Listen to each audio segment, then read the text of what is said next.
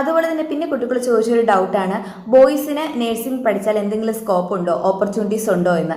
അതുപോലെ തന്നെ നേഴ്സിംഗ് പഠിക്കുന്ന സമയത്ത്, ബോയ്സ് നേഴ്സിംഗ് പഠിക്കുന്ന സമയത്ത് എല്ലാ റിക്വയർമെൻറ്റ്സും അവർ കംപ്ലീറ്റ് ആക്കേണ്ടതുണ്ട്. അതായത് ഓപ്പറേഷൻ തിയേറ്റർ കയറണോ, ലേബർ റൂമിൽ കയറണോ എന്നൊക്കെ ചോദിച്ചിരുന്നു.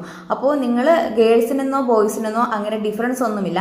എല്ലാ റിക്വയർമെൻറ്റ്സും എല്ലാ ഇയറിലും എല്ലാ റിക്വയർമെൻറ്റ്സും നിങ്ങളും കംപ്ലീറ്റ് ആക്കണം.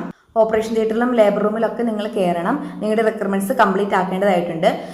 പിന്നെ നിങ്ങൾക്ക് ബോയ്സിനും ഒരുപാട് ഓപ്പർച്യൂണിറ്റീസ് ഉണ്ട്. നഴ്സിംഗ് പഠിച്ചു കഴിയുമ്പോൾ നിങ്ങൾക്കും പുറത്തേക്കൊക്കെ പോകാനുള്ള അവസരങ്ങളുണ്ട്. അതുപോലെ തന്നെ കൂടുതലും ബോയ്സിന് വേക്കൻസി വരുന്നത് ഇൻറ്റൻസീവ് കെയർ യൂണിറ്റ്, അതുപോലെ തന്നെ emergency department, cath lab, operation theatre, dialysis unit, ഈ സ്ഥലങ്ങളിലൊക്കെ ആയിരിക്കും മെയിൽ നഴ്സുമാർക്ക് കൂടുതൽ വേക്കൻസികൾ വരുന്നത്. അതുപോലെ തന്നെ മെയിൽ നഴ്സുമാർക്ക് ആംബുലൻസ് നഴ്സായിട്ടും ഇൻഡസ്ട്രിയൽ നഴ്സൊക്കെ ആയിട്ട് വർക്ക് ചെയ്യാൻ സാധിക്കുന്നതാണ്. പിന്നെ കുട്ടികൾ ചോദിച്ചൊരു കാര്യമാണ്, ഇപ്പം മെയിൽ നഴ്സുമാർക്ക് മെയിൽ പേഷ്യൻറ്റിനെ മാത്രം നോക്കിയാൽ മതിയോ, ഫീമെയിൽ നഴ്സുമാർക്ക് ഫീമെയിൽ പേഷ്യൻറ്റിനെ